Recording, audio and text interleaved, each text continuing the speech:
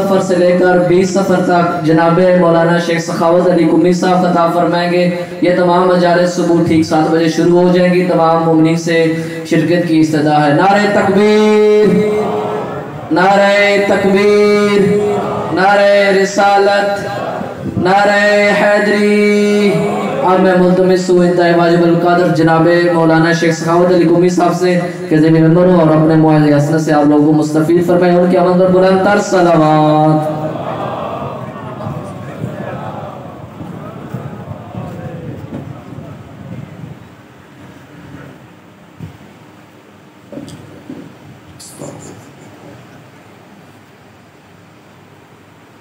اعوذ باللہ من الشیطان اللعین الرجیم، بسم اللہ الرحمن الرحیم، الحمدللہ الذی جعلنا من المتمسکین بولایت امیر المؤمنین واولادہ المعصومین صلوات اللہ علیہم اجمعین۔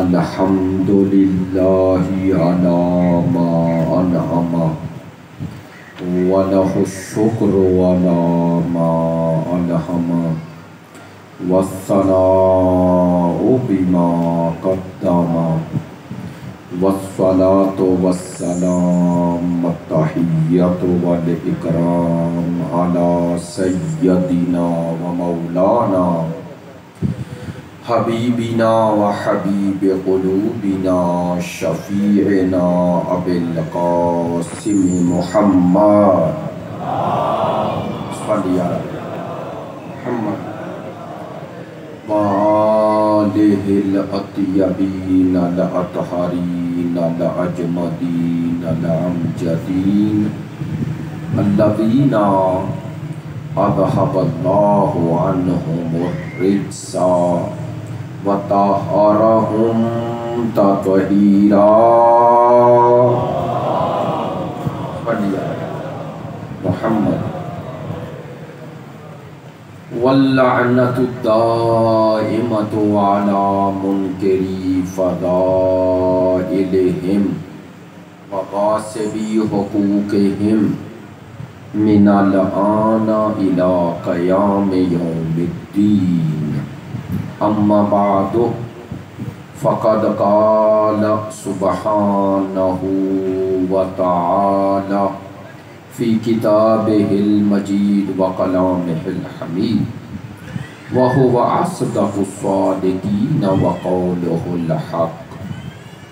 بسم اللہ الرحمن الرحیم، قل ما اسألکم الیہ من اجر الا من شاء ان یتخذ الی ربہ سبیلا۔ صدق اللہ العلی العظیم۔ ان اللہ وملائکتہ یصلون علی النبی یا ایہا الذین آمنوا صلوا علیہ وسلموا تسلیما۔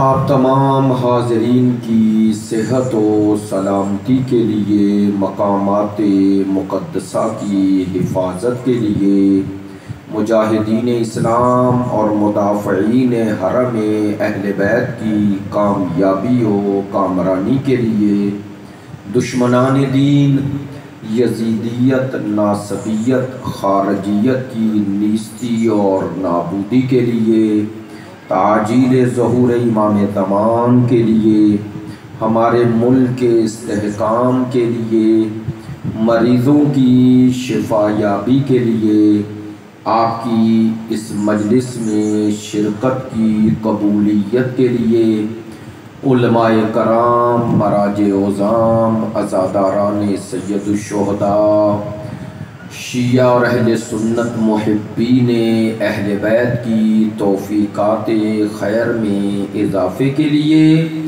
آپ حاضرین کی تمام جائز شرعی حاجات کی قبولیت کے لیے، تمام دعاؤں کی قبولیت کے لیے جو شرط معصومین نے رکھی ہے، اس شرط کو سب مل کر بآواز بلند صلوات۔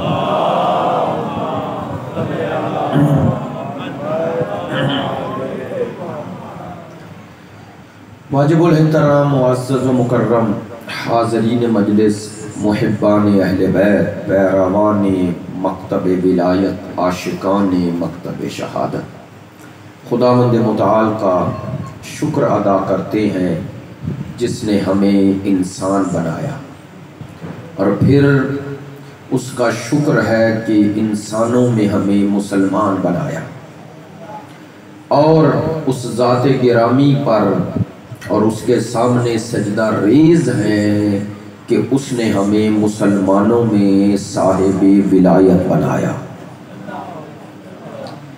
اور ان ہستیوں کی ولایت اور امامت کو قبول کرنے کی ہمیں سعادت عطا فرمائی، جن ہستیوں کو قبول کرنے کی شرط ہی اجر رسالت ہے۔ توجہ ہے میری بات کی؟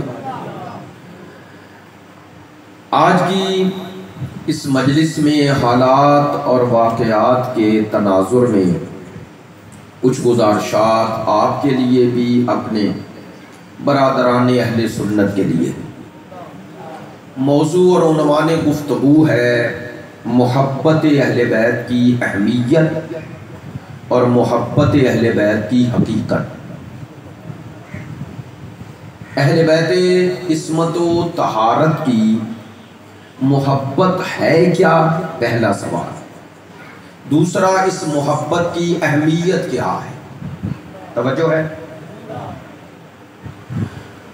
ایک شیعہ کے لیے شاید یہ سوال اس جہت سے کوئی اہمیت یا باعث تعجب نہ ہو کہ ایک شیعہ ممبر سے میں یہ کہہ رہا ہوں محبت اہل بیت کیا ہے، لیکن اگر آپ اپنے دوسرے برادران تک یہ پیغام پہنچانا چاہیں اور آج کے حالات اور واقعات کے تناظر میں جو کچھ ہو رہا ہے،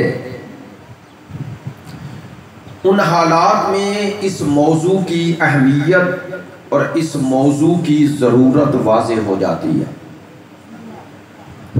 کیوں واضح ہو جاتی ہے؟ کیوں ضروری ہو جاتی ہے؟ چونکہ کچھ خوارج اور نواسب، دشمنان اہل بیت، جہاں دشمنان اہل بیت کا دفاع کر رہے ہیں، وہیں پر اہل بیت عصمت و طہارت کی اہمیت ختم کر رہے ہیں یا کم کر رہے ہیں، اور عموماً کہتے ہیں کہ اہل بیت بھی تو دوسری شخصیات کی طرح ہی تھے، بلکہ آج ایک جسارت اس سے آگے بڑھ گئی۔ ماشاءاللہ صاحب شعور اور سوشل میڈیا سے جو منسوب اور مربوط لوگ ہیں میری بات کی تائید فرمائیں گے۔ ایک مولوی ہے غالباً فیض عمر نام ہے، چشتی لکھتا ہے، اس ملعون نے یہاں تک جسارت کر دی، کہنے لگا کہ صحابی گمراہ نہیں ہو سکتا، آل گمراہ ہو سکتی ہے۔ آپ نے یہ باتیں سنی ہیں اور سن بھی رہے ہیں، لیکن میری گزارش ہے کہ کسی میرے جملے پر آپ نے جذباتی اور احساساتی نہیں ہونا۔ جذبات اور احساسات سے مسائل حل نہیں ہوتے، دلائل سے ہوتے ہیں، حقائق سے ہوتے ہیں۔ ہم نے عام مسلمان تک اپنا پیغام پہنچانا ہے، چونکہ یہ جسارت اس لیے ہو رہی ہے کہ عام مسلمان تک اہل بیت کا وہ حقیقی مقام نہیں پہنچا۔ میں توجہ فرمائیے، نہیں پہنچا۔ ایک بات۔ دوسرا، آج کے ناصبی اور خارجی دشمنان اہل بیت چھپ رہے ہیں صحابیت کے پیچھے۔ وہ اپنی طرف سے صحابیت کا عنوان سامنے لاتے ہیں، لیکن صحابیت کی آڑ میں دشمنان اہل بیت اور اہل بیت کی مخالفت کرتے ہیں، دفاع دشمنان اہل بیت کا کر رہے ہیں۔ اگر صحابیت کے ساتھ اتنے ہی مخلص ہوں تو مولا علی کو صحابہ میں ہی شمار کر لیں، امام حسین علیہ السلام کو صحابہ میں ہی شمار کر لیں۔ آپ نے توجہ فرمائی ہے؟ آج اگر کوئی ایک صحابی کو قبول نہیں کرتا یا دلائل کی روشنی میں ان کی شخصیت پر کوئی اعتراض یا تنقید کرتا ہے تو اعلان ہوتا ہے یہ دائرہ دین سے خارج ہے۔ عجیب ہے، آپ کی نظر میں اگر صحابی کا مقام اتنا بلند ہے کہ اس پر جائز تنقید بھی نہیں ہو سکتی، ایک طرف یہ اعلان اور ایمان اور دوسری طرف حسین ابن علی کے قاتل کا دفاع۔ آپ نے توجہ نہیں فرمائی میری بات پہ؟ امام حسین کے قاتل یزید کا دفاع ہو رہا ہے نا، چلو بھئی آپ یزید کو جو بھی مانو اسے صحابہ کی صف میں تو شمار نہیں کرتے، میری بات پہ توجہ فرمائیں گے، لیکن ایک عام اہل سنت کے نزدیک امام حسین کو آل میں نہ مانے، صحابہ میں تو مانے نا۔ بھئی سرکار دو عالم کی زیارت کرنے والوں میں امام حسین تھے یا نہیں؟ 6 سال تک صحبت رسول میں رہے یا نہیں؟ ایسا ہی ہے نا؟ تو ہم اتنا کہتے ہیں کہ آل پر آپ کو اعتراض یا سوال ہے تو چھوڑیں، ابھی جو مان رہے ہیں اسی کا دفاع کرو۔ اگر باقی صحابہ کے لیے آپ کے اندر اتنی غیرت ایمانی جوش مارتی ہے تو حسین ابن علی کو صحابی مان کر بھی اس کے قاتل کا دفاع کیوں ہو رہا ہے؟ مولا کائنات کو صحابی مان کر بھی ان کے مخالفین کا دفاع کیوں ہو رہا ہے؟ بس پتا چلا اصل مطمع نظر صحابیت نہیں، اصل مطمع نظر اہل بیت کی مخالفت ہے۔ توجہ ہے؟ چونکہ بعض لوگوں کے مذہب کی اساس اور بنیاد ہی اس پر قائم ہے کہ اہل بیت کے فضائل کا پہلے مرحلے پہ انکار کرو، دوسرے مرحلے پہ ان فضائل کو کم اہمیت کرو۔ میری بات پہ توجہ ہے؟ کم اہمیت کرو، باقاعدہ ایک پروگرام کے تحت یہ سب کچھ ہو رہا ہے، ایسے نہ سمجھے۔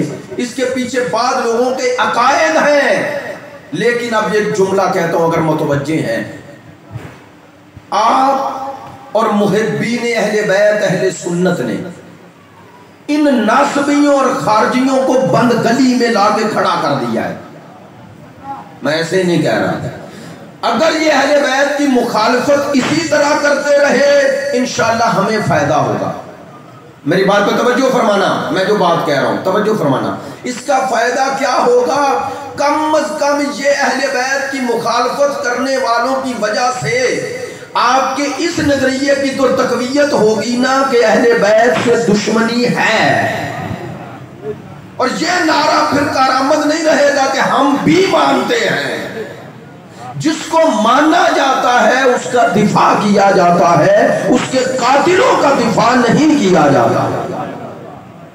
ایسا ہی ہے۔ اب آئیں، ہمارا تو کوئی اس حوالے سے ذاتی نقطہ نظر کوئی ہے ہی نہیں، ہمارا ذاتی نقطہ نظر یا ذاتی مخالفت کسی سے ہے ہی نہیں۔ آئیں، ہمارا نقطہ نظر یہ ہے کہ ہم سرکار دو عالم کے بعد سرکار دو عالم کی جگہ پر اہل بیت رسول کو ویسے ہی مانتے ہیں جیسے سرکار نے منوایا ہے۔ ہمارا تو یہ اعلان ہے، توجہ فرمائیں گے۔ میرا پورا عشرہ ہے حدیث ثقلین پر، یہی میں نے مہاجرین میں پڑھا تھا۔ صحیح مسلم شریف کی یہ حدیث سرکار کے زبان ترجمان وحی الہی سے نکلی ہے۔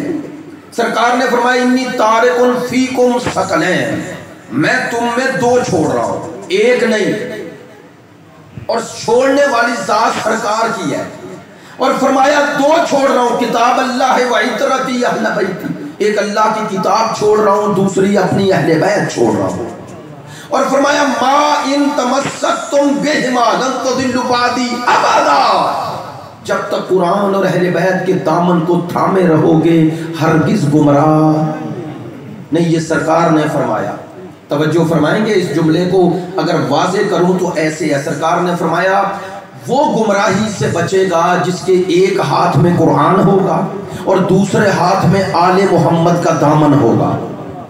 یہ سرکار نے فرمایا نا, توجہ ہے, سرکار نے فرمایا. بھئی بول کے بتائیں, سرکار امت کو گمراہی کے بچنے کے لیے دو ہستیوں کا دامن تھامنے کا حکم دے رہے ہیں نا, ایک قرآن اور دوسرے اہل بیت. مجھے بتائیں جو گمراہی سے بچانے آئے وہ خود ہی گمراہ ہو جائے تو اسے چھوڑنے کا فائدہ کیا ہے؟ تو اگر کوئی آج آل کی نسبت یہ گستاخی, یہ جسارت, یہ کفر پک رہا ہے کہ آل گمراہ ہو سکتے ہیں, نعوذ باللہ نقل کفر کفر نہ باشد, تو وہ آل پر اعتراض نہیں کر رہا, وہ آل کو چھوڑنے والے پر اعتراض کر رہا ہے. توجہ ہے, وہ آل کو چھوڑنے والے پہ اعتراض کر رہا ہے. اس کا اعتراض اس پر ہے جنہوں نے امت میں اپنے بعد دو چھوڑی, ایک قرآن دوسری اہل بیت, اور فرمایا ان دونوں کا دامن تھامنا. سرکار دو عالم نے امت میں جب قرآن کے ہم پلہ اہل بیت کو چھوڑا تو امت بتائے سرکار کی نظر میں جو مقام قرآن کا تھا وہی اہل بیت کا تھا یا نہیں؟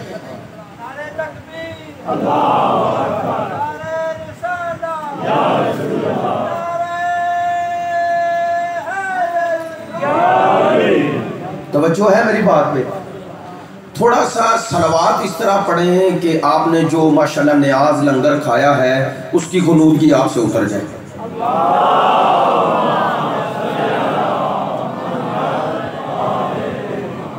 مصیبت یہ ہے, مشکل یہ ہے شاہ جی, مشکل یہ ہے پہلے امامہ پھر امامہ, اور اردو ایسا ہی ہے نا, اردو بھی اور امامے والا بھی. نہیں فکر نہیں کریں, میرے بعد پروفیسر صاحب آ رہے ہیں, ٹھیک ہے نا, چلے انہی کی خاطر میرے ساتھ تھوڑا سا رہیں. آپ جتنا بولیں گے جلدی چھوڑ دوں گا تاکہ بات پہنچ جائے, میری بات پہنچ جائے. میرا مقصد یہ نہیں ہے, توجہ فرمائیں گے. میں نے جو بات بنیادی عرض کرنا چاہ رہا ہوں انشاءاللہ کوشش یہ ہے کہ اس حوالے سے کوئی بات آپ تک پہنچ جائے. میں نے حدیث ثقلین صحیح مسلم شریف میں موجود ہے, سرکار فرما رہے ہیں انی تارک فیکم الثقلین کتاب اللہ و عترتی اہل بیتی ما ان تمسکتم بہما لن تضلوا بعدی ابدا ولن یفترقا حتی یرد علی الحوض. فرمایا تم میں دو چیزیں چھوڑ رہا ہوں, ایک قرآن دوسرا اہل بیت. فرمایا جب تک ان دونوں کا دامن تھامے رہو گے گمراہ بولتے آئیں گے, نہیں ہوگے. سرکار نے خبر دی کہ یہ دونوں جدا نہیں ہو گئے, قرآن اور اہل بیت جدا نہیں ہوں گے. کیا معنی ہے یہ جدا نہیں ہوں گے؟ کیا معنی کہ اہل بیت جہاں جائیں گے اپنے ساتھ قرآن اٹھائے رکھیں گے؟ توجہ ہے, یہ معنی ہے نا. کیا معنی ہے؟ سرکار نے فرمایا یہ ہو ہی نہیں سکتا کہ آیت کچھ کہے آل محمد کا عمل کچھ کہے. میری بات تو توجہ تو ہے نا, یہ ہو ہی نہیں سکتا کہ قرآن کی آیت میں کچھ آئے آل محمد کچھ کرے, اور یہ بھی نہیں ہو سکتا آل محمد کچھ کرے آیت کچھ کہے. جو یہ کریں گے آیت تائید کرے گی, جو آیت کہے گی وہ یہی کریں گے. بھائی توجہ تو ہے نا. یہ دونوں میں اختلاف کبھی نہیں ہوگا. اچھا چلے بات سادہ انداز میں کرنی ہے, پہنچ جائے اللہ کرے کہ مجھے بتائیں اگر منبر سے میں کہوں کہ قرآن کی ساری آیتیں صحیح ہیں, ایک آیت میں یہ عیب ہے, تو دائرہ دین میں رہوں گا؟ میں نے ایک آیت میں عیب بھی نکالوں, کہوں کہ اس آیت کا یہ لفظ ایسے ہونا چاہیے, ایسے ہے, تو دائرہ دین سے خارج. عجیب ہے, قرآن کی ایک آیت میں عیب نکالوں تو دائرہ دین سے خارج, اور جسے مصطفیٰ قرآن جیسے بنا کے چھوڑ کے گیا.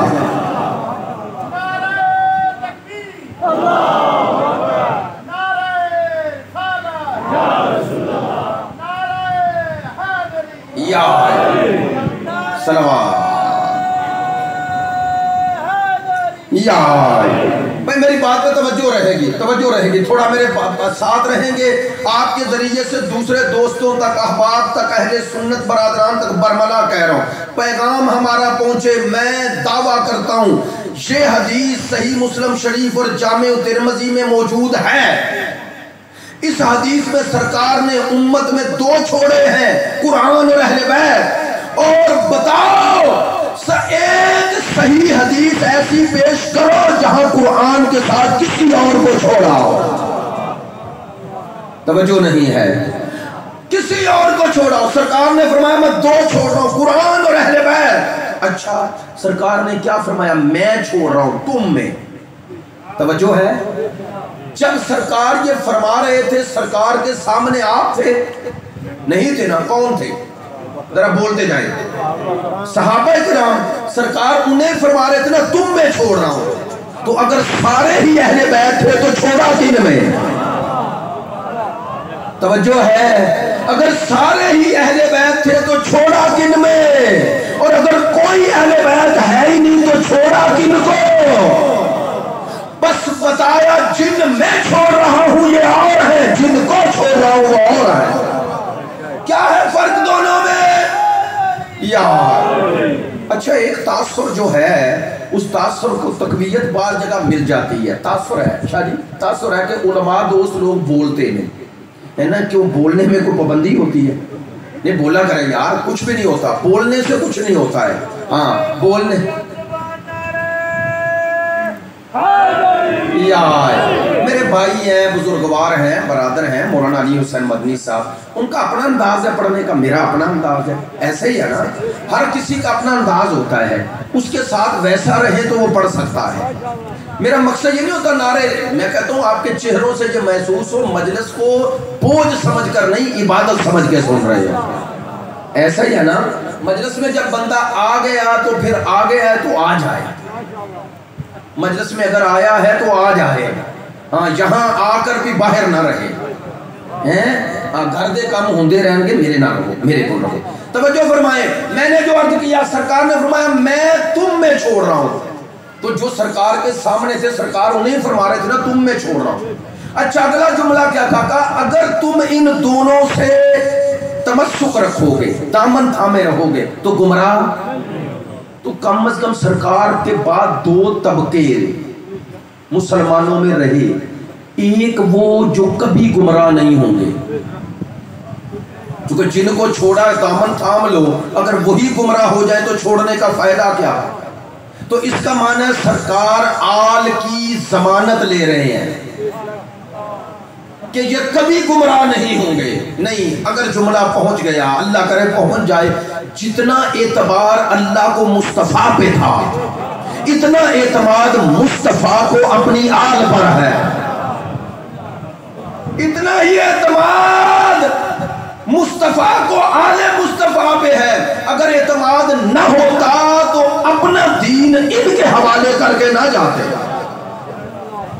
इसीलिए तो इनके हवाले दीन किया, ताकि क़यामत तक हर मुसलमान को ये बात पहुंच जाए, मैंने जितनी सहमत दीन पहुंचाने पे की है उतना ही एहतमाम बचाने पे किया है, उतना ही एहतमाम मैंने बचाने पे किया है। अगर पहुंचाने पे मैंने अपने बाप दादा का शहर छोड़ दिया तो बचाने पे कुछ नहीं करूंगा। फरमाया अब बचाने की जिम्मेदारी किन्हें दे के जाऊं? उन्हें दे के जाऊं जो ख्वाहिशात के ताबे हैं, उन्हें दे के जाऊं जो मिंबर पे अपनी जहालत का इकरार कर रहा है, उन्हें दे के जाऊं जो जिंदगी में 70 मर्तबा कहता है अगर तू ना होता। अब हम कहते हैं ये दीन की हिफाजत मुस्तफा उसके जिम्मे लगा के जाएगा। कैसे मुस्तफा से कोई सवाल किया जाए तो वो नहीं कहते मुझे जवाब नहीं आता, ऐसे मुस्तफा के बाद भी वो हो कि मिंबर पे आए, सवाल करने वालों के सवाल खत्म हो जाए, जवाब देने वाले की जबान से ये न सुने मुझे इसका जवाब नहीं आता, मुझे इसका जवाब नहीं आता। हम कहते हैं अहले बैत को उम्मत जैसा समझना یہ سرکار کے فرمان کا انکار ہے۔ میری بات نہیں پہنچی؟ یہ کہنا کہ آل، بلکہ یہاں تک گستاخی لے جانا اور کہنا کہ اہل بیت سے فلاں افضل ہے، فلاں افضل ہے، اس افضلیت کو، اس برتری کو ثابت کرنے کے لیے بغیر کسی آیت اور روایت کے ایسے ہی ہانک دینا اور ایسے ہی بات کر دینا، یہ اہل بیت سے اظہار بغض بھی ہے اور اہل بیت کی توہین بھی ہے۔ میں ایسے ہی نہیں کہہ رہا، کیسا مسلمان ہے کہ نماز میں جن پر درود پڑھتا ہے، جو درود پڑھ رہے ہیں انہیں ان سے افضل مان رہا ہے۔ نہیں، یہ درود صرف ہم پڑھتے ہیں، بولے نا، یہ درود صرف شیعہ پڑھتا ہے۔ دیکھیں بھائی، یہ نماز ہے نا، نماز اللہ کی عبادت، سب سے زیادہ سرکار نے جو عمل اپنی زندگی میں کیا وہ نماز ہی تھا، ایسا ہی ہے نا؟ لیکن اس میں بھی اختلاف ہو گیا، ہوا یا نہیں؟ بھائی ہاتھ باندھنا اور کھولنا کوئی ایک جیسا عمل ہے؟ ہو گیا نا؟ نماز میں کیا پڑھنا ہے اس میں بھی اختلاف ہے۔ آپ نماز شروع کرتے ہیں تو بسم اللہ پڑھتے ہیں، دوسرے نہیں پڑھتے، بسم اللہ کے بغیر پڑھتے ہیں، ہے نا؟ آپ التحیات نہیں پڑھتے، دوسرے لو اب جملہ کہہ رہا ہوں۔ نماز کے طریقے میں اختلاف ہو گیا، نماز میں کیا پڑھنا اختلاف ہو گیا، لیکن ایک شے میں اختلاف نہ ہوا، وہ ہے درود۔ کبھی سوچا کہ اللہ کا اہتمام و انتظام کتنا بڑا ہے، کتنا بڑا ہے؟ اللہ نے کہا کہ جب تک نماز رہے درود رہے۔ اب کوئی مسلمان نماز سے درود نکال تو نہیں نہ سکتا، نکال سکتا ہے؟ نکال لے۔ میں امام شافعی کا فتویٰ پڑھ دیتا ہوں، فتویٰ۔ امام شافعی نے اشعار کی شکل میں اپنا نظریہ پیش کیا ہے، کہتے ہیں یا آل بیت رسول اللہ حبکم فرض من اللہ فی القرآن انزلا، اے اہل بیت رسول، اللہ نے تمہاری محبت کو قرآن میں فرض کر کے نازل کر دیا ہے۔ امام شافعی فرما رہے ہیں یا آل بیت رسول اللہ حبکم فرض من اللہ فی القرآن انزلا کفاکم من عظیم الفخر انکم من لم یصلی علیکم لا صلاۃ لا۔ فرماتے ہیں تمہاری عظمتوں کے لیے اتنا ہی کہہ دینا کافی ہے، جو نماز میں تم پر درود نہ بھیجے پڑھی نہ پڑھی برابر ہے۔ امام شافعی فرما رہے ہیں نا، اہل سنت امام فرما رہے ہیں کہ آل محمد پر درود کے بغیر نماز نہیں ہے۔ لو، جن پر درود کے بغیر نماز نہیں ہے ان کے بغیر ایمان کیسے ہے؟ توجہ ہے؟ ان کے بغیر ایمان کیسے؟ اب آئیں، آل محمد کی یہ محبت حقیقت میں ہے کیا؟ حقیقت میں ہے کیا؟ سورہ فرقان آیہ نمبر 57 پروردگار فرما رہا ہے کل ما اسألکم الیہ من اجر الا من شاء ان یتخذ الی ربہ سبیلا۔ میرا حبیب کہہ دیجئے کیا میں تم سے اس تبلیغ دین پر کوئی اجر نہیں مانگتا، مگر جو تم میں چاہے اپنے رب تک پہنچنا وہ سبیل کا دامن تھام لے۔ توجہ ہو گئی؟ ترجمہ غور سے سماعت فرمائے۔ اللہ کہہ رہا ہے میرا حبیب نے کہیے کہ میں تم سے کوئی اجر رسالت نہیں مانگتا، مگر جو تم میں اپنے رب تک پہنچنا چاہے وہ سبیل کا دامن تھامے۔ پتہ چلا جو اجر رسالت بنے گا حقیقت میں اللہ تک پہنچنے کی سبیل ہے۔ توجہ ہے؟ وہ اللہ تک پہنچنے کی سبیل۔ سبیل کا کیا معنی ہے؟ راستہ، وہ خدا تک پہنچنے کا راستہ ہے۔ اچھا، راستہ اگر منزل تک نہ پہنچائے تو اس راستے پہ چلنے کا فائدہ ہے؟ کوئی فائدہ نہیں ہے۔ تو اللہ نے آل محمد کی محبت کو سبیل کہا، تو اس کی منزل کیا ہے؟ اگر یہ سبیل اللہ ہے تو منزل کون ہے؟ منزل خدا ہے، منزل خدا ہے۔ توجہ فرمائیں گے تو بات پہنچے گی، ہاں بات تب پہنچے گی اگر توجہ فرمائیں گے۔ میں نے جملہ عرض کیا آل محمد ہے سبیل اللہ، اللہ تک پہنچنے کا راستہ۔ ہم شیعہ انہیں سبیل اللہ مانتے ہیں، اللہ نہیں۔ شیعہ وہ ہے جو انہیں سبیل اللہ مانے، اللہ نہیں۔ ایک جملہ کہوں، بات مشکل ہے لیکن آپ تک پہنچ گئی تو خوشی ہوگی۔ آل محمد خدا کی نسبت نقطہ وصل ہے، فصل نہیں۔ یہ اللہ سے ملانے آئے ہیں، اللہ سے کاٹنے نہیں، جدا کرنے نہیں آئے۔ یہ نقطہ وصل رہے تو امام ہے، نقطہ فصل بن جائے تو امام نہیں رہیں گے، چونکہ امام کہتے ہی اسے ہیں جو خدا تک پہنچائے۔ توجہ ہے؟ اللہ نے آل محمد کی محبت کو سبیل اللہ سے یاد کیا، سبیل اللہ سے۔ اب توجہ فرمانا، اس محبت کی اہمیت کو سمجھنا ہے تو اب دوسری آیت پڑھو۔ قُلْ لَا أَسْأَلُكُمْ إِلَيْهِ أَجْرًا إِلَّا الْمَوَدَّةَ فِي الْقُرْبَى، میں تم سے انداز بھی وہی ہے، میں تم سے کچھ نہیں مانگتا مگر قربا کی مودت۔ آیت اللہ سید محمد حسینی تہرانی رحمت اللہ علیہ فرماتے ہیں، دو آیتوں میں لہجہ ایک، ترجمہ ایک، اور آخر پہ لفظ دو، ایک میں کہا سبیل، ایک میں کہا قربا۔ تو کہا کیا اللہ نے دو چیزیں مانگی؟ فرماتے ہیں نہ، اللہ نے ایک ہی مانگی۔ فرمایا پھر لفظ دو کیوں کہے؟ فرماتے ہیں اس لیے کہ جنہیں قربا کو سمجھنا ہو کہ حقیقت میں یہ ہے کیا، وہ دیکھے یہ ہے سبیل اللہ، اور جس نے سبیل اللہ کو انسانی شکل میں مجسم دیکھنا ہو وہ دیکھ لے یہ آل محمد ہی سبیل اللہ ہے۔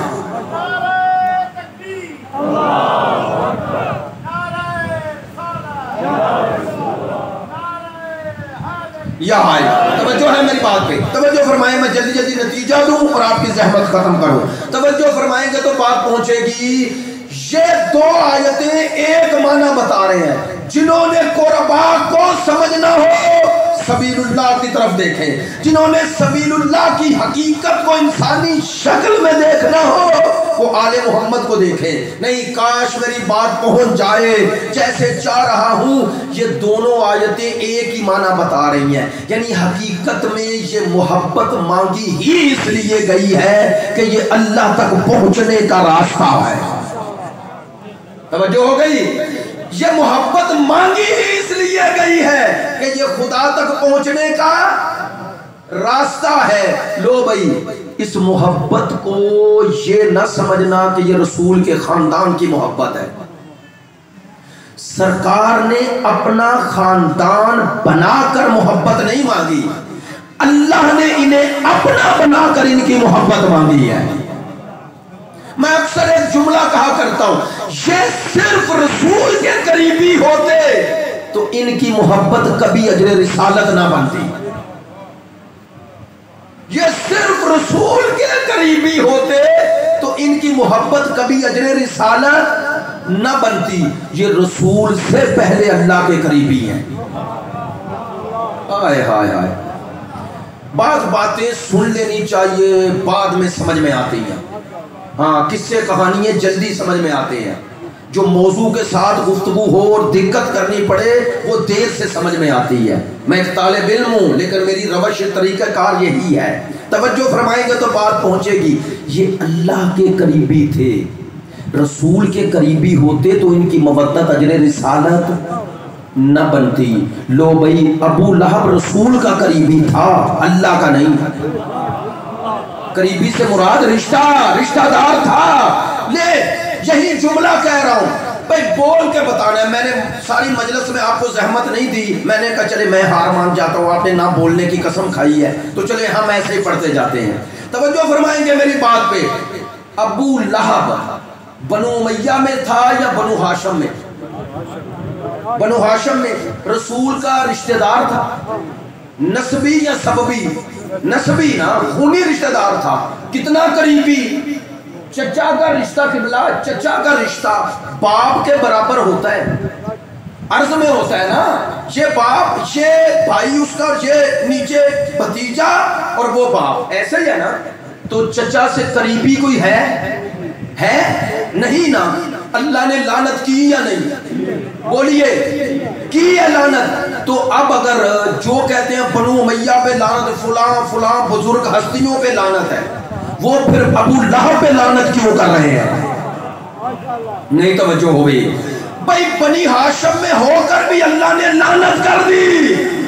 تو اللہ نے جو قانون دیا وہ یہ ہے کہ اگر کوئی مصطفیٰ کا دشمن ہے، وہ اگر نسبی بھی ہے تو میں پرواہ نہیں کرتا. اللہ نے کہا جب میں گھر والوں کو رسول کی دشمنی برداشت نہیں کرتا تو باہر والوں کی حیثیت کیا ہے؟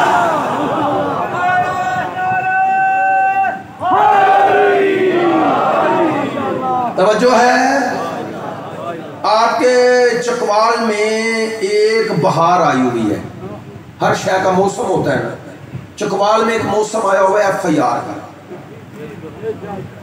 آیا ہوا ہے نا، اور آپ کے خلاف آیا ہوا ہے. ایسا ہی ہے نا.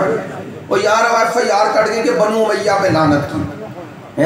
یہ میرے پاس کتاب ہے، مستند روایات ہیں. سرکار نے اپنے خواب میں بندروں کی شکل میں کنہیں دیکھا ہے. نہیں یار توجہ ہو رہی. ہم کہتے ہیں چیلنج ہے آئیں.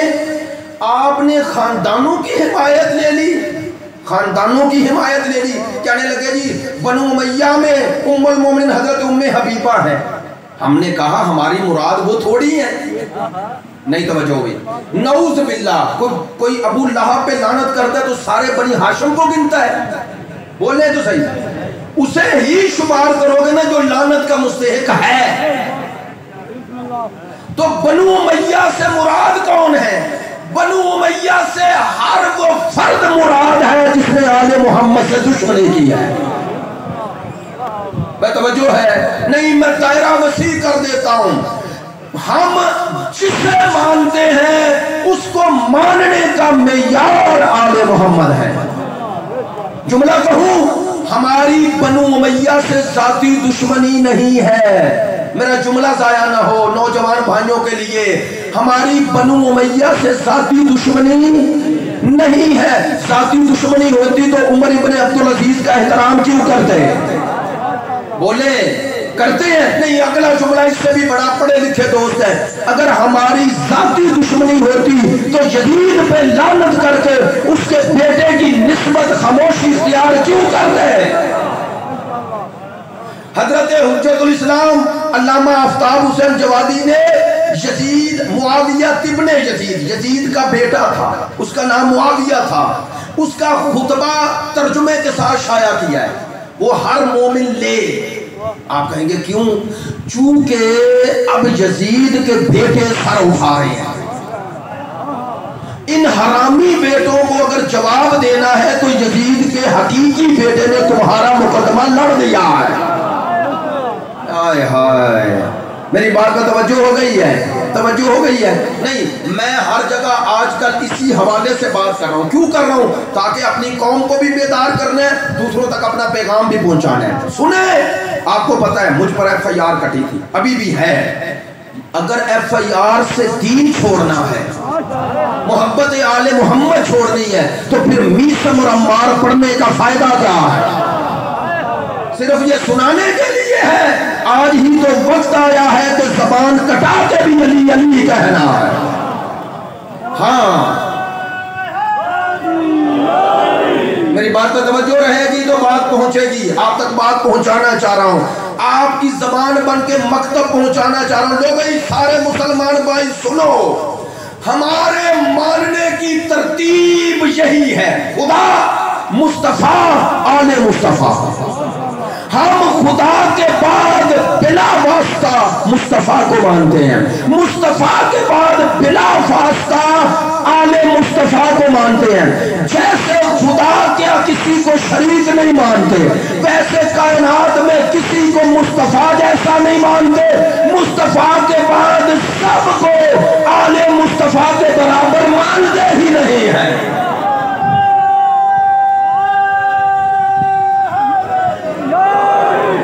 یہ ہمارا عقیدہ ہے، ہمارا نظریہ ہے، ہمارا ایمان ہے۔ کسی کو قبول ہو بسم اللہ، نہیں قبول ہم اپنے عقیدے کے پابند ہیں۔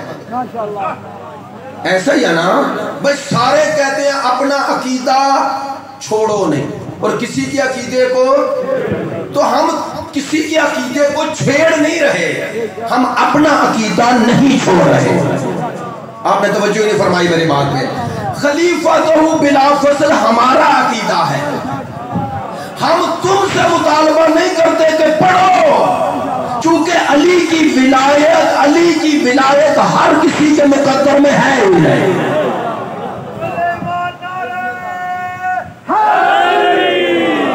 ہم کسی سے تقاضا نہیں کرتے، لیکن اپنا عقیدہ نہیں چھوڑیں گے۔ اب کسی کو ہمارے عقیدے میں اپنا عقیدے کی نفی نظر آئے تو ہمارا کیا قصور ہے؟ نہیں توجہ ہوئے۔ اگر ہمیں ہمارے عقیدے میں آپ کو اپنی نفی نظر آ رہی ہے تو آپ اپنا بندوبست کریں، ہم پہ اعتراض نہ کریں۔ ہم نے آپ کو کب کہا ہے کہ پڑھیں؟ ہم نے آپ کو کب کہا کہ مانیں؟ لیکن جنہوں نے آل محمد کو مصطفیٰ کے بعد ان کا وارث مانا ہے، وہ وارث مان رہے ہیں اور مانتے رہیں گے۔ سنیں آل محمد کی محبت، اب آپ کے لیے بات کر رہا ہوں۔ آل محمد کی محبت کو خدا نے کہا یہ سبیل اللہ ہے۔ آئے ہائے، یہ اللہ تک پہنچنے کا، لو بھائی مجھے نہیں پتا کتنے دوست متوجہ ہوں گے، لیکن اب بخل نہیں کرتا، بات تو کہہ ہی دوں گا۔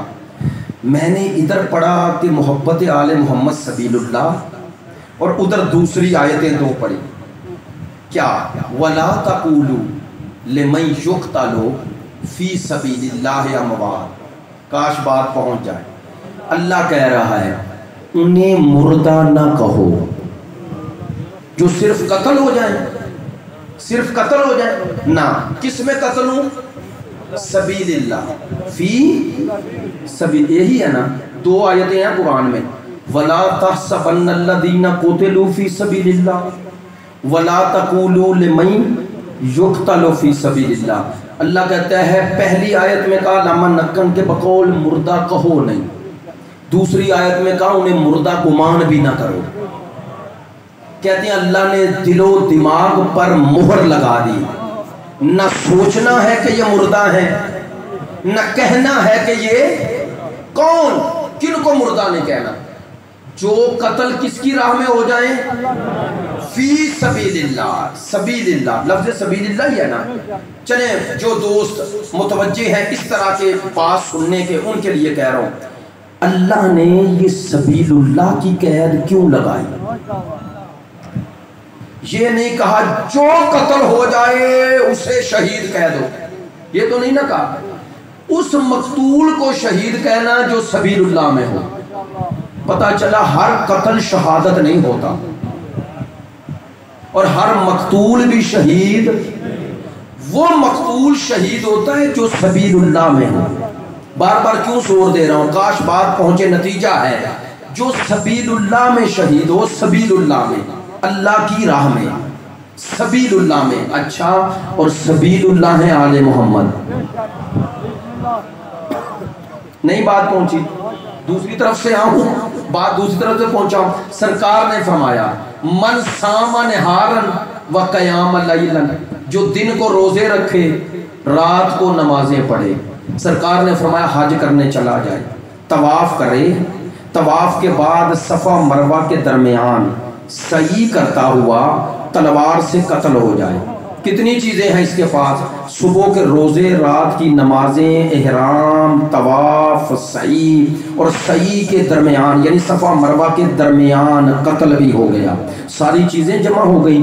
پڑھ لے سوائے کے مورکہ کی روایت، سرکار نے فرمایا یہ سب کچھ ہو، اگر میری آل کی محبت نہیں ہے تو جنت جانا دور کی بات ہے، جنت کی خوشبو بھی نہیں پائے گا۔ یا رسول اللہ اس کے پاس سب کچھ ہے پھر بھی جنت میں کیوں نہیں جائے گا؟ فرمایا سب کچھ ہے، سبیل اللہ میں نہیں ہے۔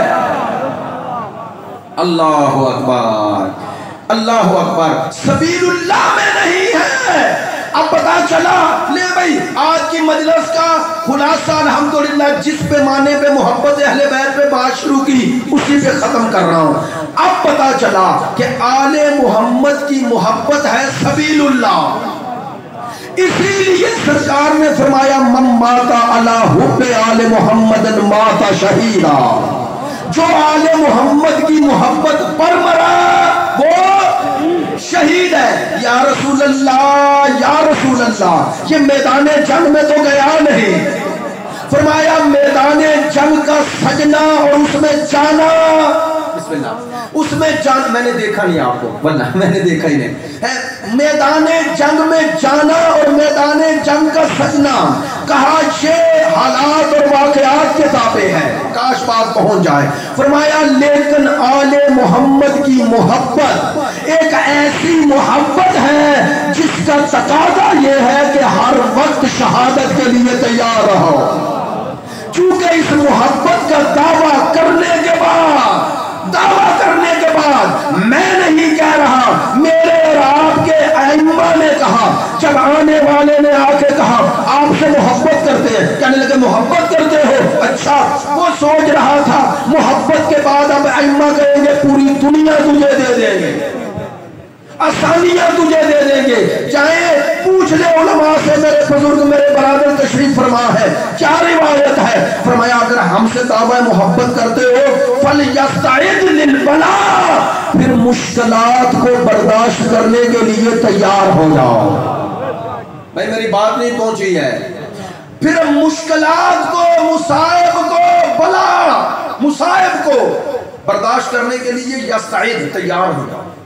پتہ چلا آل محمد کی محبت پھولوں کی سیج نہیں، کانٹوں کا بستر ہے۔ کیوں ہے؟ کیوں ہے؟ چونکہ اس محبت کا یہ تقاضا ہے کہ جس کو اپنا محبوب بنا لیا، اب جو اسے پسند ہے وہ تجھے پسند آ جائے۔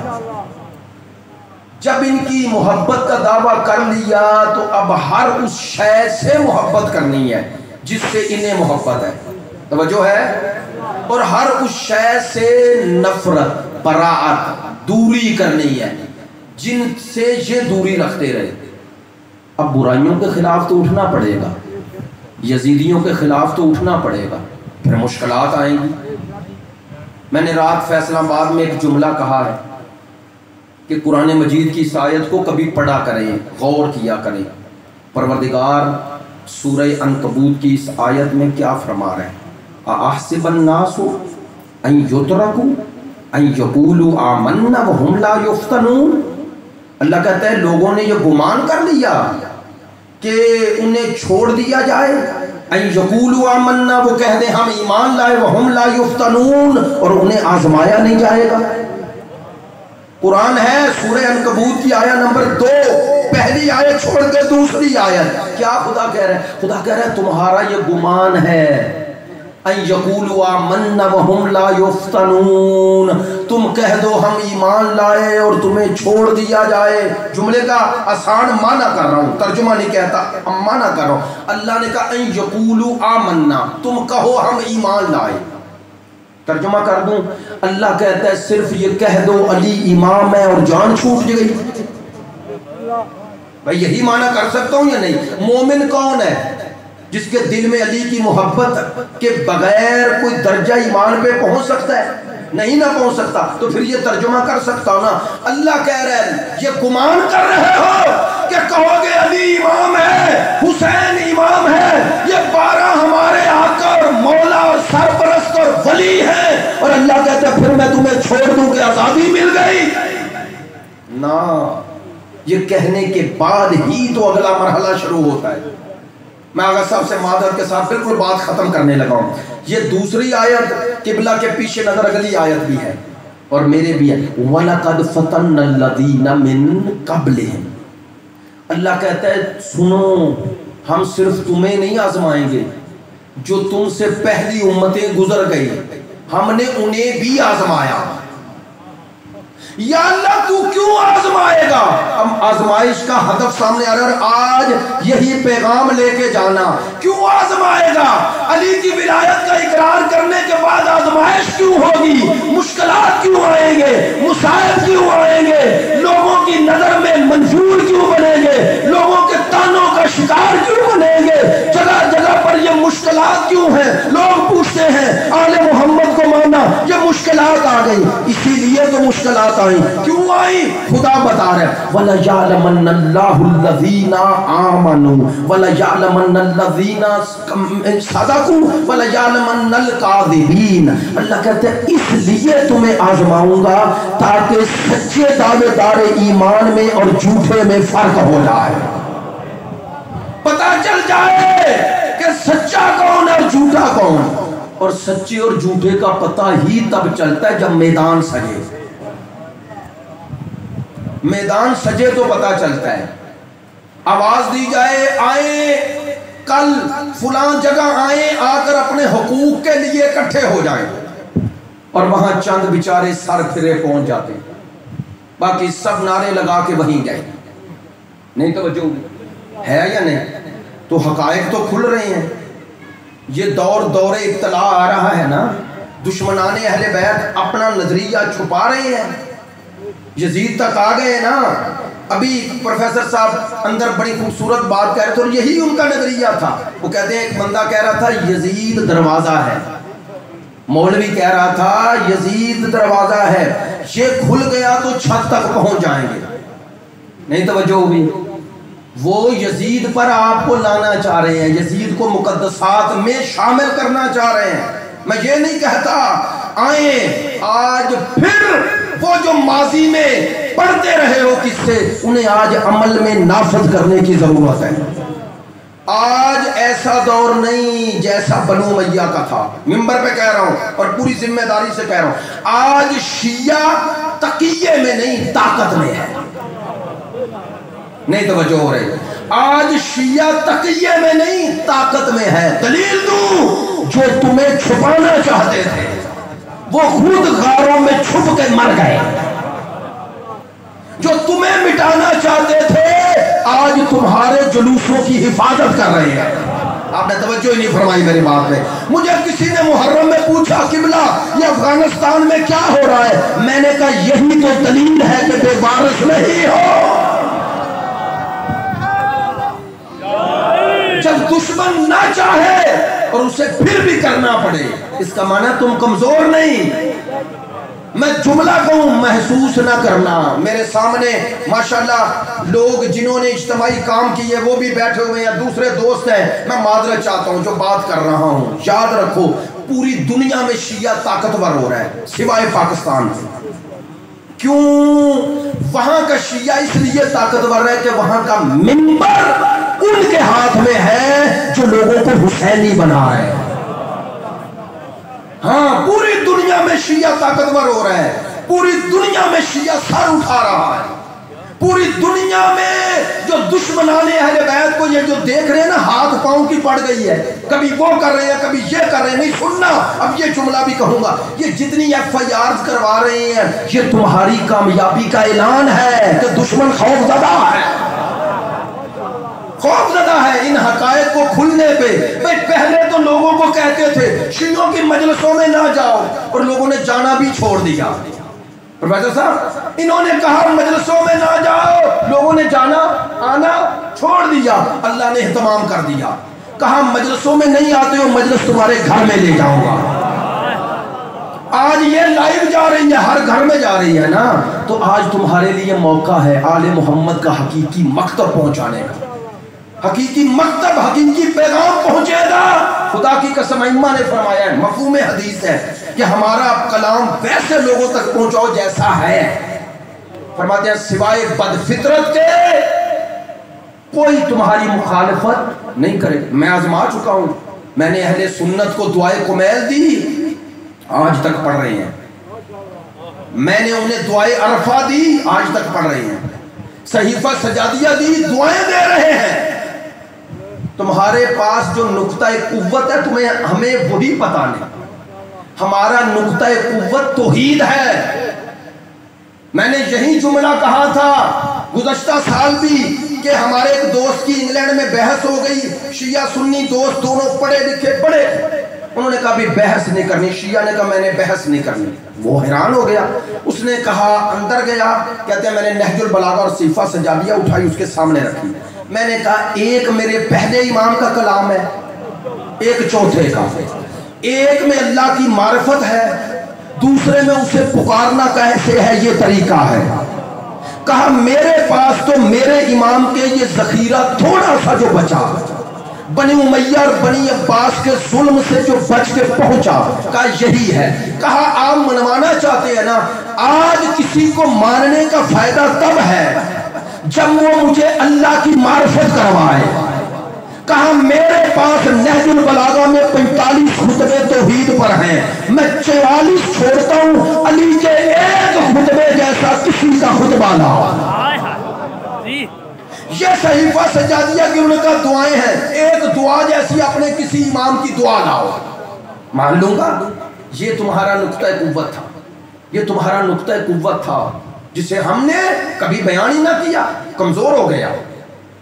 جو آپ کے مذہب کی حقانیت کی دلیل تھی اسے ہی بعض لوگوں نے مذاق بنانا شروع کر دیا. اسی لیے کہتا ہوں دعائے کمیل کو عام کرو. کیوں؟ چونکہ انسان کی فطرت میں خدا پرستی ہے اور وہ خدا کو ویسے پکارنا چاہتا ہے جیسے وہ چاہتا ہے.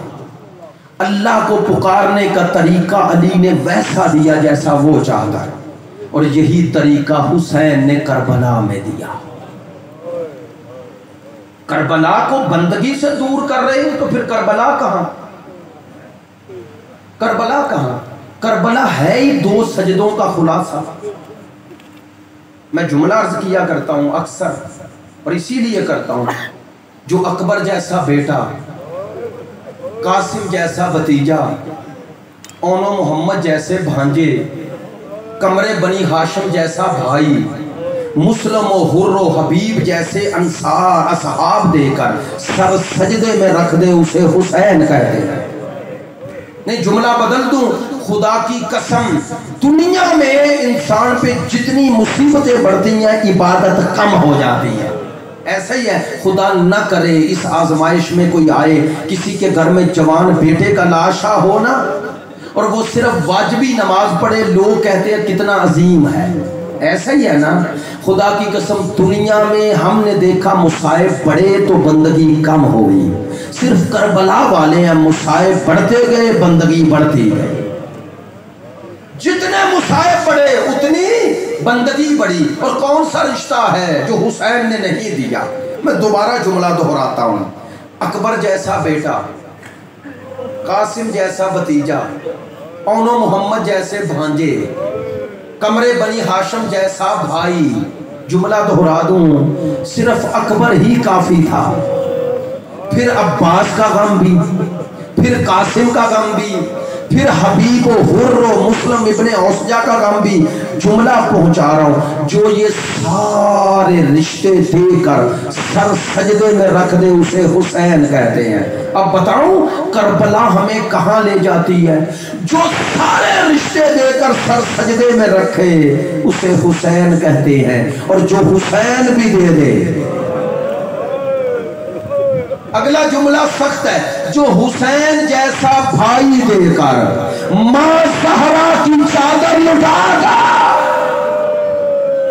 جلتے خیموں میں گلشن زہرا کے چھوٹے چھوٹے پھول جمع کر کے ہر سجدے میں رکھ دے اسے زینب کہتے ہیں. میں ایک جملہ کہتا ہوں, ایک جملہ کہتا ہوں, خدا کی قسم دونوں بندگیاں بڑی عظیم ہیں. ایک شب عاشور اور ایک اس شب کی بندگی جس شب کی ابتدا ہی شام غریبہ سے ہوگی. کبھی سوچو نا وہ شب کیسی ہوگی جس کی شام کا نام ہی شام غریبہ ہو. میں ایک جملہ کہا کرتا ہوں, خدا کی قسم شب عاشور حسین کی شب ہے, اور 10ویں اور 11ویں کی درمیانی شب زینب کی شب ہے. نہیں جملہ اور بدل دیتا ہوں، شب عاشور آپ کے تیسرے امام کی شب ہے اور شام غریبہ والی شب آپ کے چوتھے امام کی شب ہے. ایک جملہ کہوں، کائنات میں امام سجاد سے بڑا مظلوم کون ہوگا؟ ابھی میرے برادر مدنی صاحب فرما رہے تھے، درست فرما رہے تھے. میں جملہ عرض کروں، سجاد کتنا مظلوم ہے، اتنا مظلوم جس کی امامت کے پہلے دن کا نام 10ویں محرم ہے، جس کی امامت کی پہلی شام کا نام شام غریبہ ہے، جس سے سوال کرنے والی غیر نہیں سگی پھوپھی ہے. علامہ نقل کہتے ہیں اور سوال کس حال میں کر رہی ہے؟ کہا سجاد اب امام بن کے مجھے دے. کہتے ہیں سجاد بنی ہاشم کا وہ پہلا غیرت مند ہے. میں جملہ ضائع نہ ہو، پہلا غیرت مند ہے جس نے نبی کی بیٹی کو سربراہ نہ دیکھا. ہائے جو منظر حسین نے نوکے نیزہ پہ دیکھا، سجاد نے وہی منظر شام غریبہ دیکھا. اور پتا ہے کیا سوال کر رہی ہے پھوپھی؟ کہہ رہی ہے بیٹا بتا جل کے مر جاؤ یا خیموں سے نکلوں. عزادارو پھر میں ان بزرگ ہستیوں کا نام لیتا ہوں. علامہ نقل کہتے ہیں جس بی بی کو یہ لقب اور یہ اعزاز میرا چوتھا امام دے کہ آپ عالمہ غیر معلمہ ہیں، یعنی آپ کو اللہ نے علم عطا کیا ہے، فرماتے ہیں اس بی بی کو یہ شرعی مسئلہ کیسے بھول سکتا ہے کہ جب جان خطرے میں ہو بچانا واجب ہے. ایسا ہی ہے کہ علامہ نقل کہتے ہیں بی بی یہ نہیں پوچھ رہی تھی میرا وظیفہ کیا ہے، میری ذمہ داری کیا ہے. کہتے ہیں پھر بی بی کیا پوچھ رہی تھی؟ کہتے ہیں بی بی بلا بالواسطہ یہ پوچھ رہی تھی اب میرا امام تو ہے، سجاد اب بھتیجا بن کے نہیں امام بن کے میری حالت دے اور مجھے حکم دے دے میں چل جاؤں، کیونکہ تیرے حکم پہ جو کروں گی ہلاکت نہیں ہوگی، وہ شہادت ہوگی. اب جملہ تو آؤ ہاتھ جوڑ کے کہے بی بی آپ کو رات کی تاریکی میں ہائے بھتیجے کو یہ کہنا پڑا مجھے مرنے کی اجازت دے دے. بی بی اگر رات کی تاریکی میں آپ کو اتنا حیا رہا ہے، اللہ جانے جب شرابی کا دربار، جب شرابی کا بازار. اسی لیے علی و بطول کی بیٹیوں نے یہ 10ویں اور 11ویں کی شب کیسے گزاری. ایک جملہ کہنا چاہ رہا ہوں، بس احمد ختم، میں مصائب لمبا نہیں کروں گا، پڑھنا چاہ رہا تھا لیکن نہیں پڑھتا. ایک جملہ کہتا ہوں. عزادارو آپ جانتے ہیں نا عاشور کے دن میرے مولا حسین نے جاتے جاتے وصیت کی تھی زینب مجھے نماز تہجد میں نہ بھلانا، فراموش نہ کرنا. تو اب کہوں نا زینب نے یہ نماز تہجد پڑھی ہے نا. ہاں 10ویں اور 11ویں کی شب آدھی رات ادھر سے ادھر ہوئی اور مصائب آل محمد میں یہ روایت ہے بی بی نے خاک کربلا پہ تیمم کیا. اب یہ نہ پوچھنا کہ نہر علقمہ بہ رہی اور بی بی تیمم کر رہی ہے، جہاں اصغر کو 2 گھونٹ نہ ملے وہاں بی بی کو وضو کی اجازت کون دے گا؟ جانتے ہو بی بی نے یقیناً کہا ہوگا نماز شب کے لیے اور میرے اللہ میں جانتی ہوں جب کوئی کنیز تیرے حضور آئے تو تو آسمانوں کے در کھول دیتا ہے اور کہتا ہے آؤ میرے فرشتوں دیکھو میری کنیز کس طرح میری بندگی کر رہی ہے.